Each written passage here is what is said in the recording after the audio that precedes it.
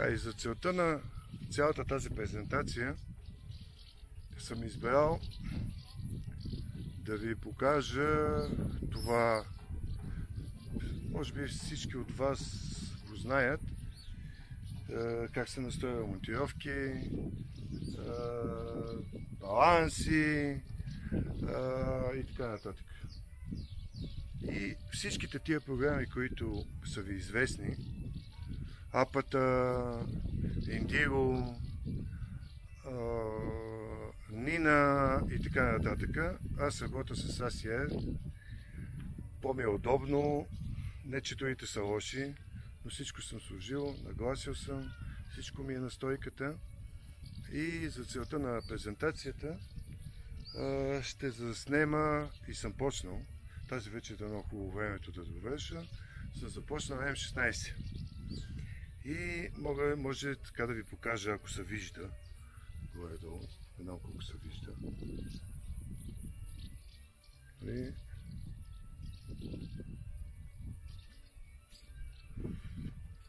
няма как да се види.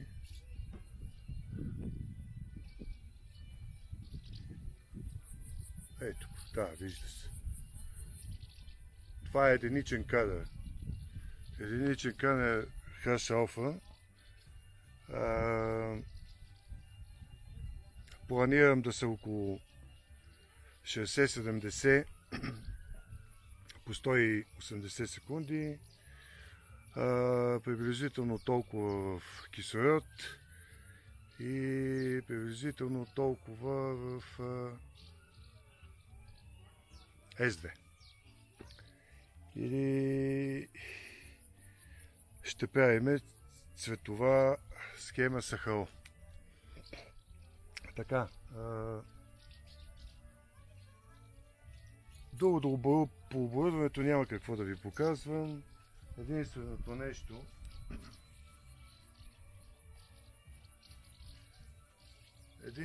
нещо е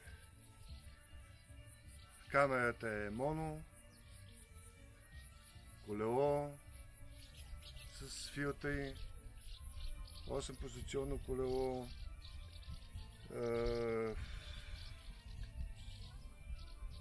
ето го тук, това е цялата система, нали, на компютърчето, което ви казвам, че е тук.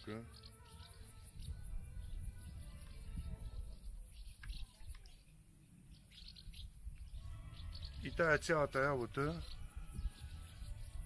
пускаме, снимаме, каквото сме снимали. Важното е да снимаме максимално добре, важното е да снимаме максимално на тъмно, да знаем как да снимаме, какво да правим. И вече най-тежката част, която идва самата обработка, която е и целта на тази презентация. Но аз си позволих малко така да ви покажа, нали, с какво снимам и как го правя. Не че нещо, кой знае какво, всички го знаете, но тези, които не го знаят. И така,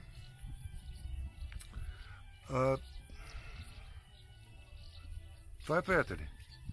Надявам се да ви е било много готино на Рожен. Надявам се да ви хареса. Съжалявам, че не съм с вас. Но пък друг път ще се видим. Така че тръгваме към обработката. Каквото снимали. Това е, как се казва. За сега. И така, зад кадъра съм. Само ще ви покажа. Това тук точно на средата на кадъра е юг. Значи моят обект е М16, който го снимам. Почва така. Хоп. И завършва до тук. Това е. Имам на разположение точно 2 часа. От 11 до към максимум 1. 11, 12, 1, зависи. Зависи от много неща. Това ми е прозорец за снимане на М16. Много търсен е обект. Много кофти обект, защото е близко до много нисък градуса, 38 градуса е това. Планината тук ми пречи. Доста ми пречи планината. След това е кофти обекта, защото е много ниско на хоризонт. Това всичките тия гадости, които са пречупване на атмосфера, каквото се сетиш, всичко влияе. И така, надявам се нещо съм направил, надявам се на вас да ви хареса. За сега, то и то. Здравейте! Така, пренасяме се вече в PixieSite. Днес ще ви покажа как ги правя аз нещата. Дали са така, дали не са. Наясно съм, че сред вас има и по-добри от мен. И това е нормално. Така, надявам се да ви е добро небето. Поздрави на всички. Съжалявам, че не съм сред вас, но това е положението, такъв е живот. И така, виждаме на екрана те и тук всичките математики и с всичките инструменти, които работят. Естествено, аз не съм ги писал. Всичко е свалено от нета. Има хора за това. Хубаво, когато свалите някой скрипт или някоя математика, да пуснете там на човека по $5 за труда. Аз го правя, да знаете. И така, имаме ги трите файла. Нарочно съм ги направил в тифове, за да са малко по-малки и по-лесни за обработка. Целта на презентацията. Виждате, че тия файлове не са стечнати. Ето ги, ако ги стечнем, какво представляват. Те са само стакнати и ето с тази програма, нали, направени така, че да са подредени и трите файла по всичките си звезди. Ако ги насложиме, нали, ще видим, че всичко е наред. Ето, примерно така. Бавничко става заради този OBS. Гълта страхотна памет, ето виждате. И така. Защото в момента хем работя с PixieSite, хем се записва. А пък компютърчето ми е така слабичко. И така.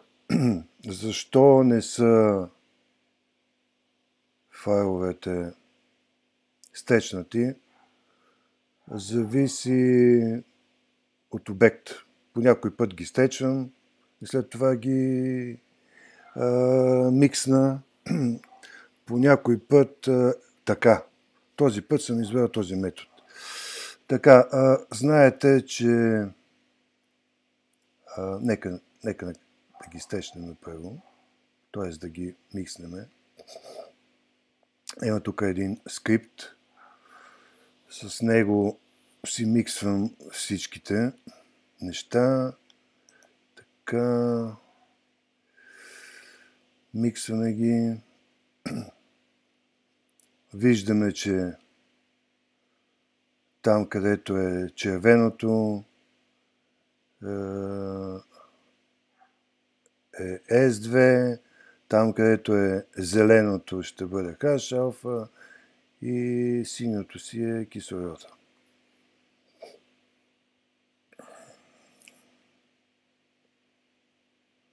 Така.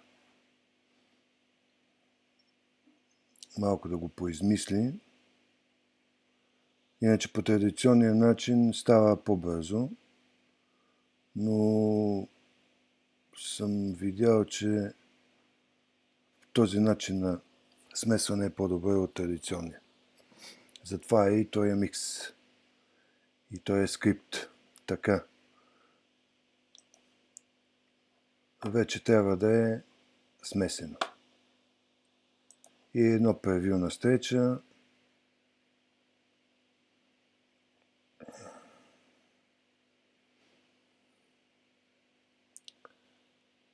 Така. Това ни е картинката. Цялата в зелен. Така. Минимизираме го това, да не ни пречи.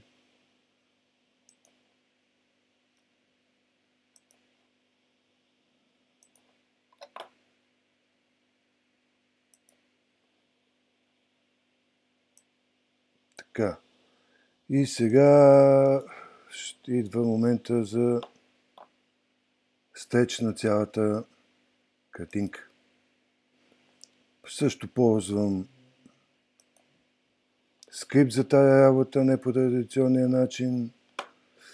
Избирам си това, което сме го микснали. Винаги съм казал, че стреч е 50% от качеството на самата картинка.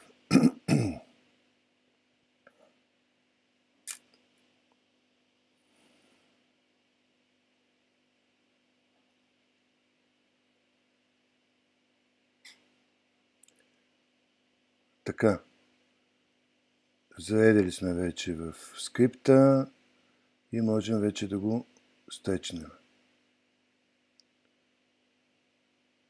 Знаете всичките, че стреча е около 25%.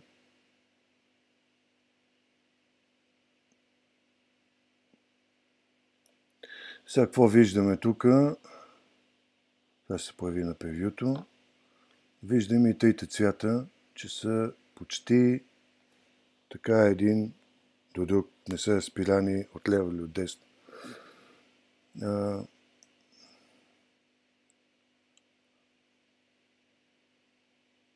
Леко ще го намалиме, да направим един вид. Ето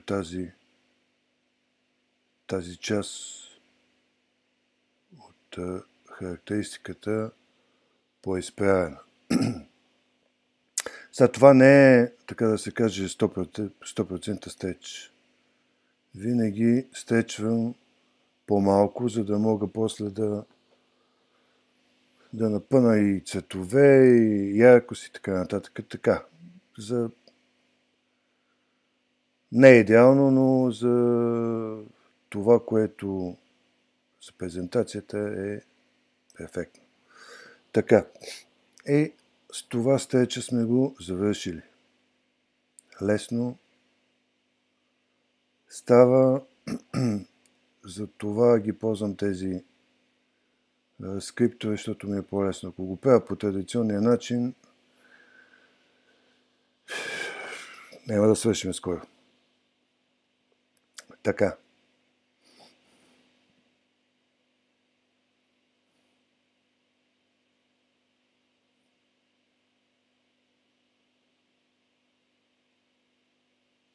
Така пак ви казвам, заради записа в реално време,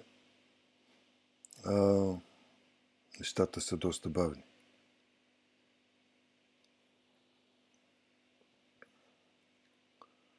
Така и с това вече сме готови. Така.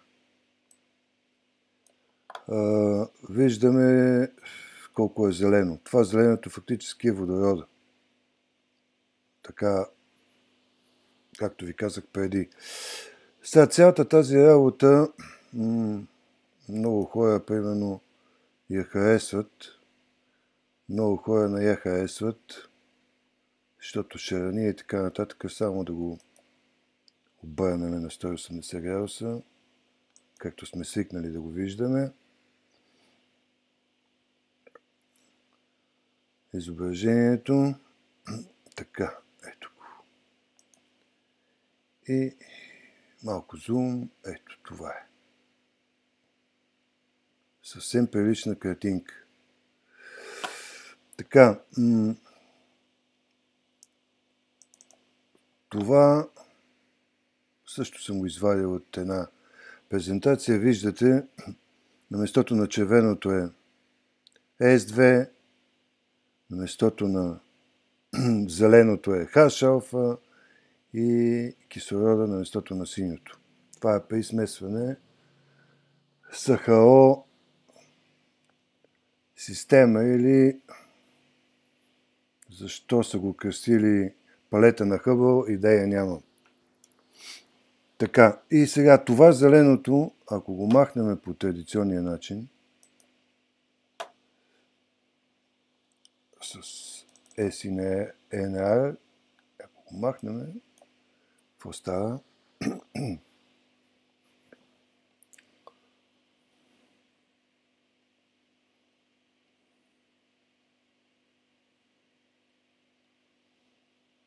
Ще изгубим голяма част от H-алфа. Виждате го. Просто вече H-алфата няма. Затова има други методи. Но предварително виждате ги звездите, че са лилави. Има инструмент за тази работа. Коректна тази Magenta Stars.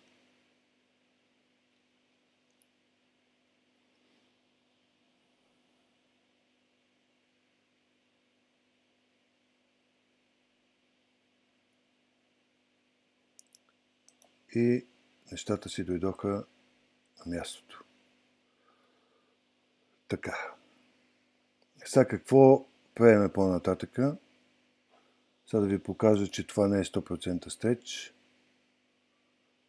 Ето го 100% стеч.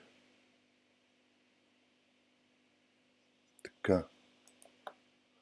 Пак ви казвам, никога не го правя на 100%. Сега, следващия начин е да извадим звездите. Но преди да извадим звездите, за да може да го обработим, ще покажа ето тази картинка.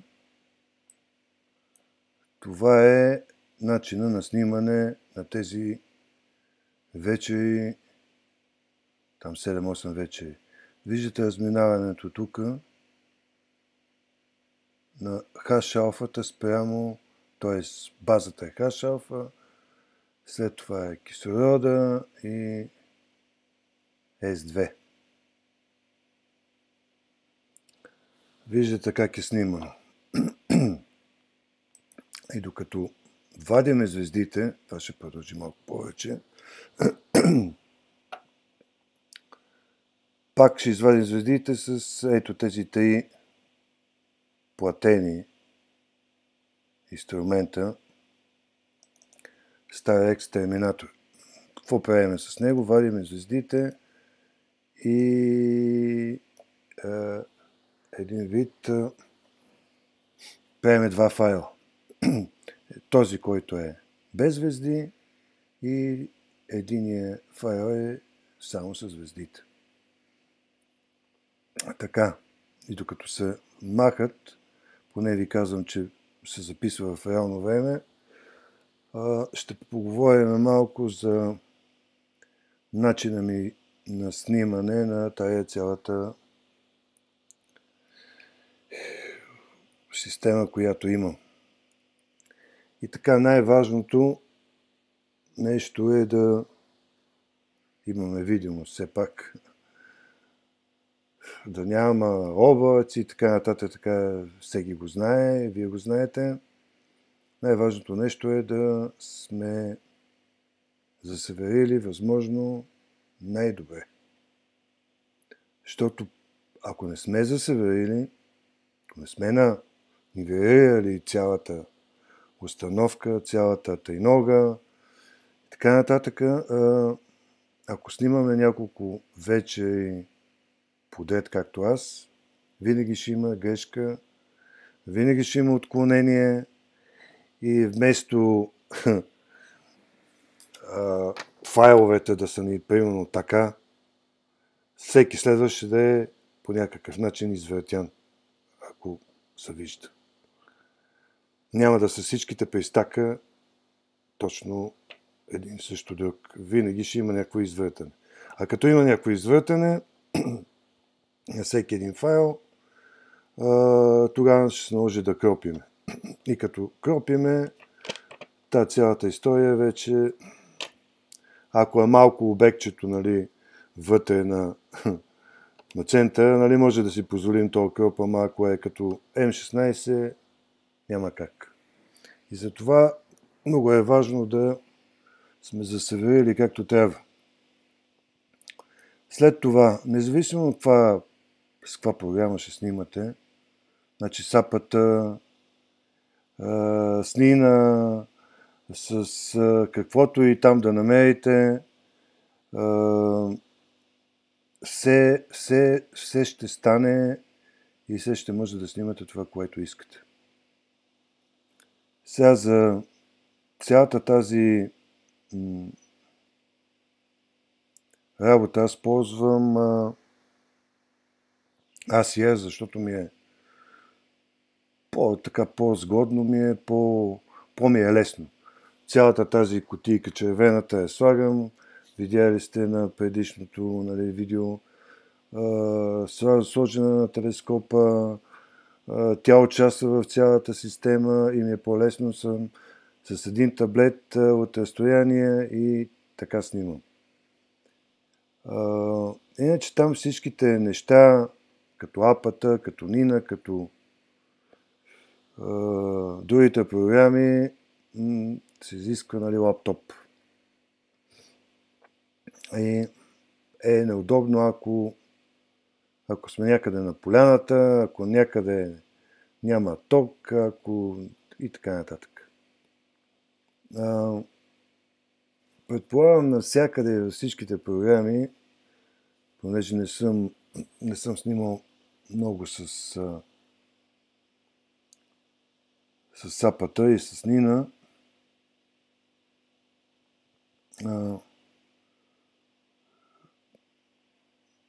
признавам си, нали, не ги разбирам тези програми, но тук в ASIA има една така много добра, предполагам другите го има, една много добра система. Значи, тръгваме да снимаме тази вечер един обект, примерно,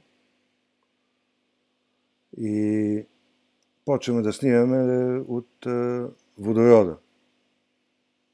Решаваме плочата, вече сме на обекта, правим си едни пробни кадри, виждаме, че всичко е наред и почваме да снимаме. Кажем, тая вечер ще снимаме 30 кадра по 180 секунди и числили сме, че тая вечер това ще ни е снимането. Снимаме, фокусираме и така нататък, снимаме тия, да кажем, 30 кадра и приключваме. Следващата вечер, нищо не сме пипали, но следващата вечер трябва пак да снимаме още 30 кадра, примерно водород. И имам една много добра възможност, и аз как го правя, взимам да кажем, 5-тия кадър от първата нощ. Слагам го като кадър, който решавам, отивам на обекта, решавам плочата с този кадър и по този начин аз съм сигурен, че това, което съм снимал предната вечер, ще снимам и втората вечер, и третата и така нататък. Това същото е валидно и за после като почна да снимам и кислорода и сярата. За кислорода също така стават нещата. Пак пускам си това, да кажем, 5-тия файл, пак решавам плочата, фокусирам, сменям на колелото филтър за кислорода и продължавам да снимам. Значи снимането С монокамера може да се обърка абсолютно всичко. Бъдете сигурни. Една малка грешка и нощта отиде. А ако виждаме тая година колко хубави дни имахме, нали, за тази година съм снимал два обекта. Дали ще снимам още два, не е много ясно. Надявам се да ги снимам. И така, колко стана? 65%. И като заснимаме вече тия всичките неща,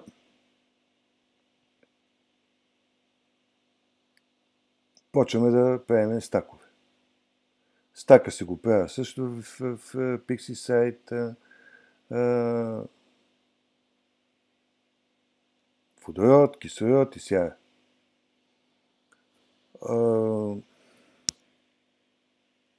Трудоемко е цялата тази система, много трудоемка. Малка грешка и свърляме всичко на боклук. Докато с цветната камера там си знаем, ако тая вече нещо сгафиме, ще някакви там 15-20 файла ще спасиме, следващата вечер пак снимаме, пак 15-20-30 файла, така. Може да ги сглобиме и нещата са по-лесни за работа после.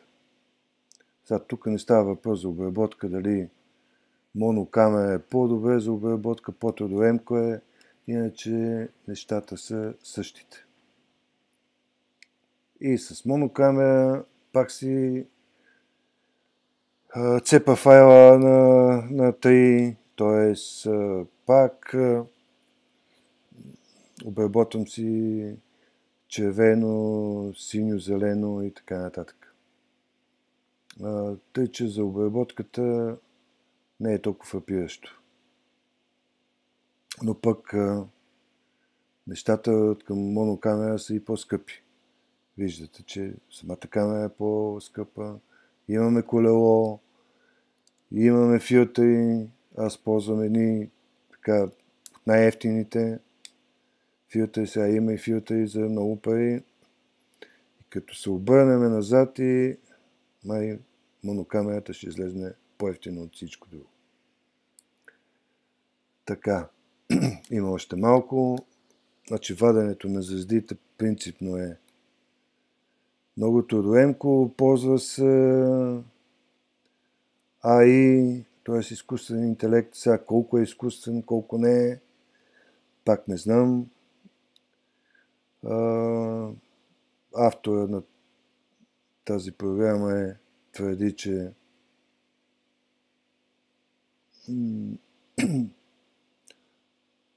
е обучавал изкуствен интелект на много снимки, правени от наземни телескопи, от Хъбъл. Сега колко е верно, той си знае, но факта е, че нещата са направени както трябва. Лошото е, че това ESI Astro и така нататък, тези програми, които ги имам трите, струват пари. И те там $50, другото $100 и така. Готови сме вече с звездите.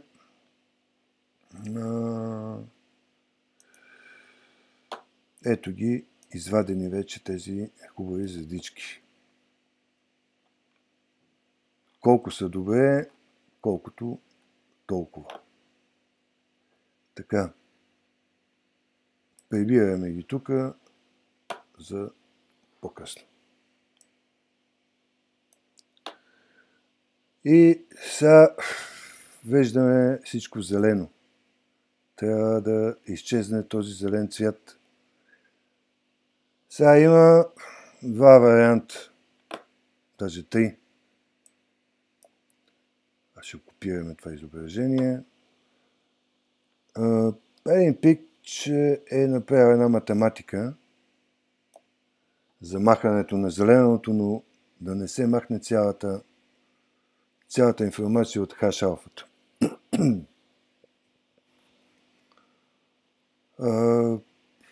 Лично аз този метод не че не става, но няма да го използвам по простата причина, че по някакъв начин синьото, т.е. това, което ние наричаме кислород, изчезва. И сега ще го видите. Ето го. Виждате тук в средата кислорода почти го няма. Този метод няма да го ползваме, значи той става на някой на друг обект, но тук не. На това ще направим една маска,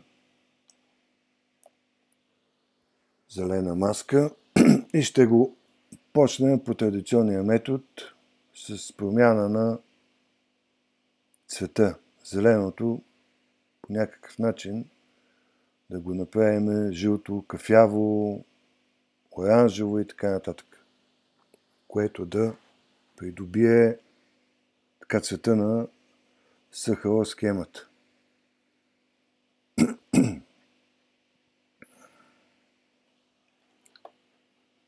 Така, имаме вече една зелена маска. Слагаме я тук. За който е работил с PixieSite, знае за какво става на въпрос. Няма да обръщам внимание върху този аспект. Защо е тая маска? Защо не? И така нататък. Както и в Photoshop, така и тук работим с маски и отиваме на този инструмент, за да промениме този зелен цвят по някакъв начин. Така. Излизаме си на превю и виждаме тук тези всичките цветове в тази секция от Hue. Така, правим си една точка, още една точка, още една точка, още една точка.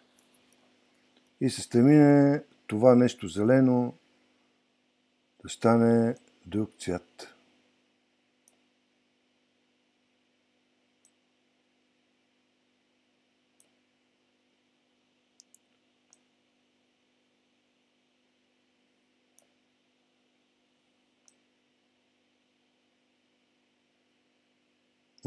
Май се получава.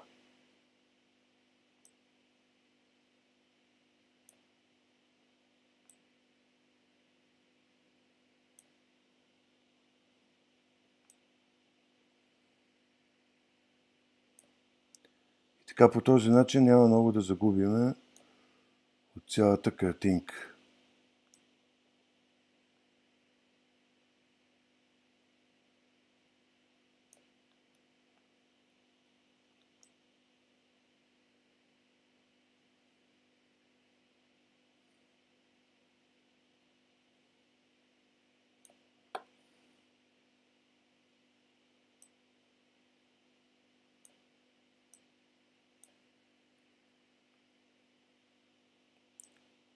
Нали, целта е нещо този сорт.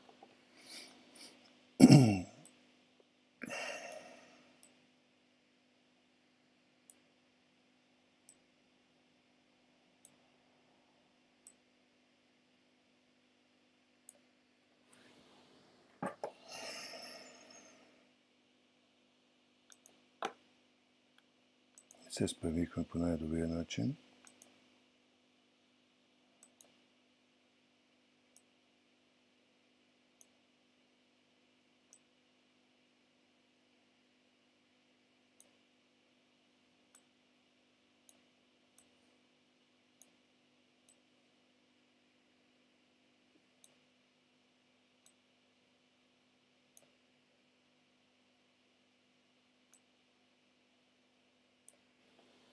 Но да кажем, за научната цел това е достатъчно.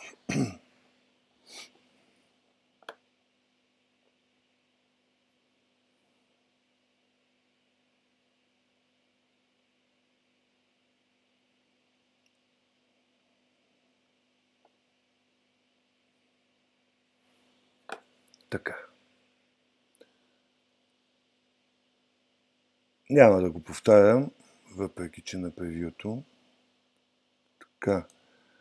Ако е без маска, нали, нещата ще са малко по-твърди. Махаме тази маска и виждаме какво е положението. Сега вече можем да използваме този инструмент, като пак не на 100%.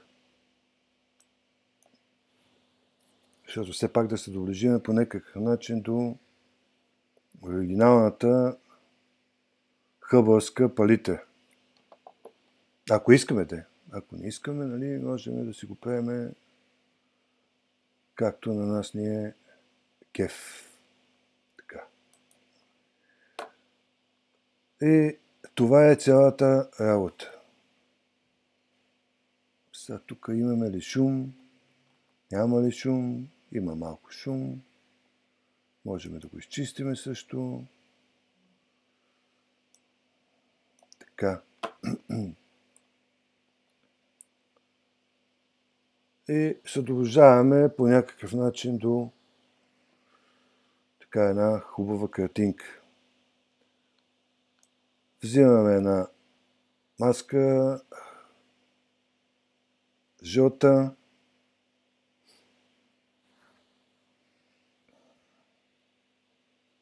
И почваме да, така да се каже, да боядисаме цялата картинка, както на нас ни харесва. И пак казвам, тук всичко опира до това какъв е обекта, какво искаме да постигнем и така нататък.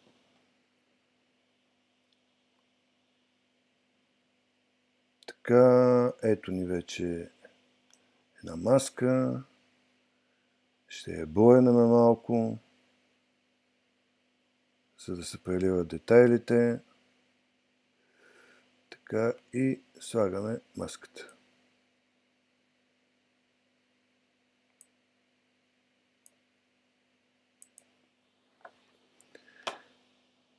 Пак ползваме този инструмент с кривите, дето много хора не го обичат. Така и да видим какво ще стане. Пак превю.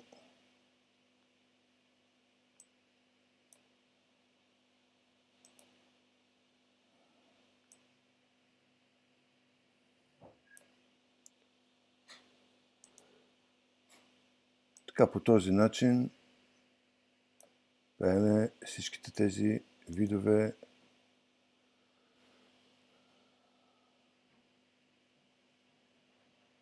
красоти. Така.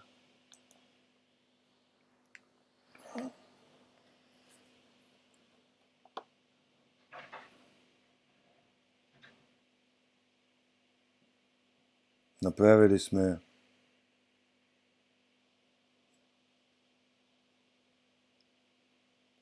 така. Това пак може да го повториме, както е сега. Нали, може да не го повтаряме. Виждаме каква е маската. Така. Айде да кажем още малко.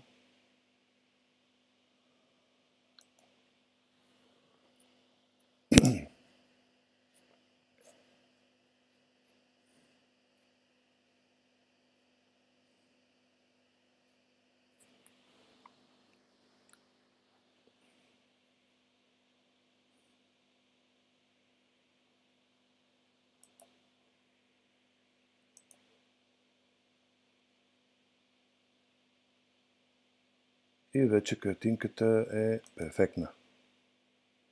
Махаме маската. Същото можем да го направим и за синьото, ако искаме да го подчертаем и така нататък. Виждате какъв детайл има. Има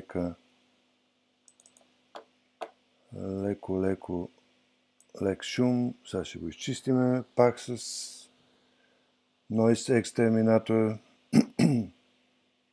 Чудесни инструменти са. Лошото е, че искат пари за тях. Можете да ползвате всеки един такъв инструмент до 3 машини, като няма как да изложите човека.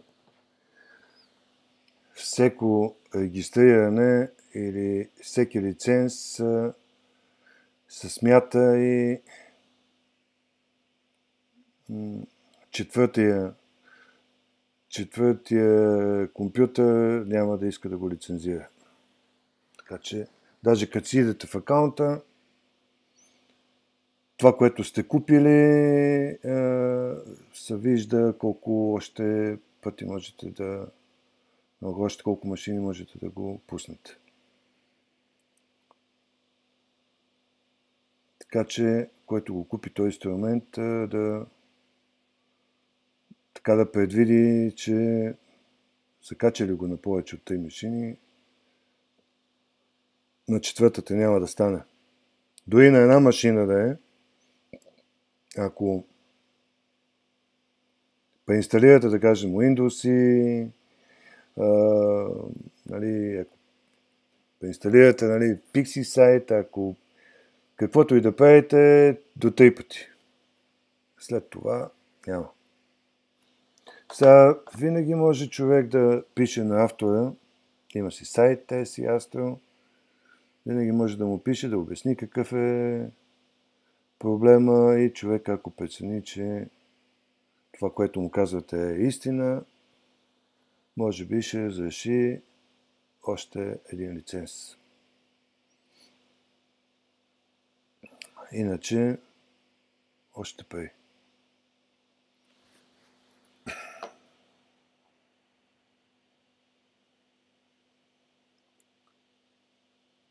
Така, и виждаме, че вече шум няма. И така по този начин с маски, може да си направим цялата тази картинка, която ни интересува. И да кажем, вече сме направили всичко, така ни харесва. Сега тук аз няма да се спирам с още, има един куп обработки, куп инструменти, сенки да му направим, дълбочини, да ползвам още скриптове, които да кажем да излечеме малко черно от структурите. Примерно ето така с този скрипт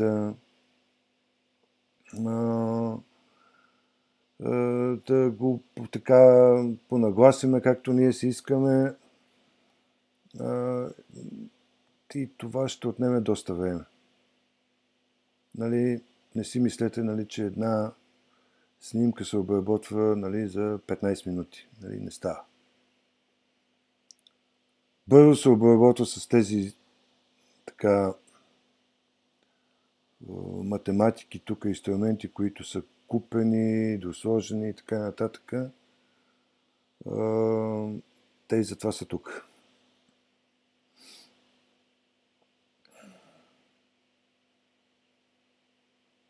И ето сега, примерно, сме извлекли малко от черното, от облаци, подчертали сме го де факто.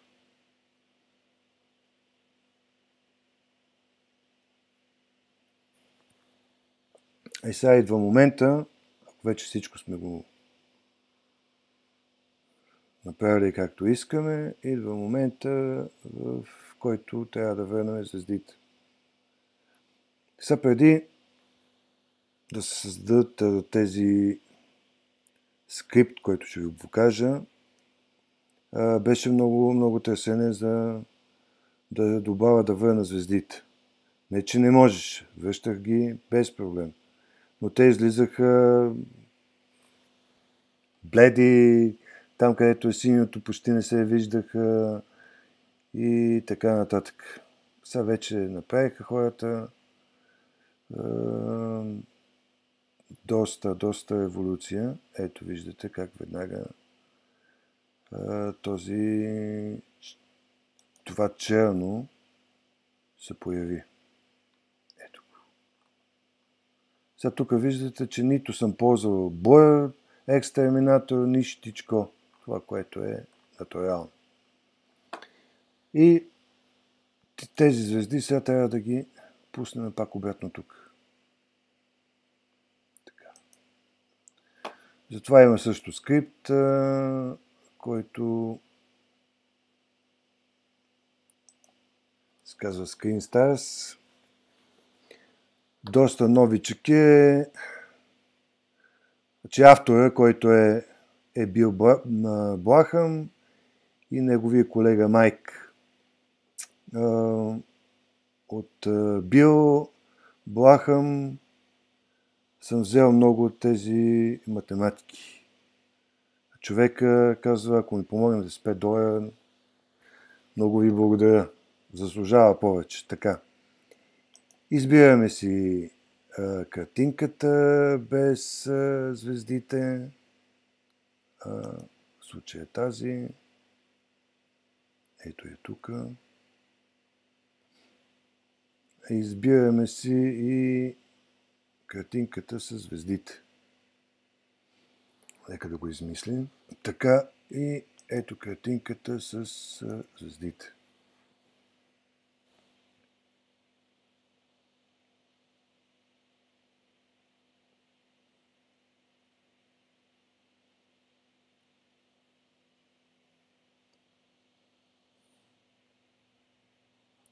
И вече звездите са си по местата. Ето ги, виждате ги. Красота. Така, и вече можем да кръстиме този файл, да кажем M16.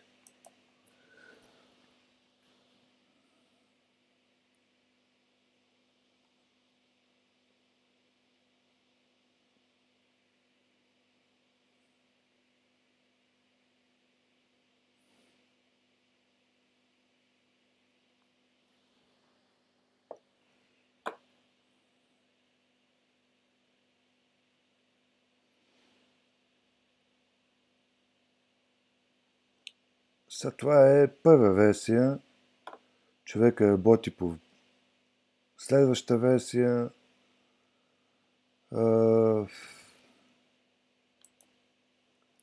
Така, ето ни финала. Ако кажем, че това ни е финал. Сега виждате, че звезди не съм намалял това, което е.